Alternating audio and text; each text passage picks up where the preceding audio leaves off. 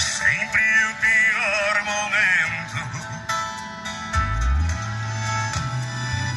Coração se faz viajante, sem rumo, sem horizonte, nos trilhos do pensamento.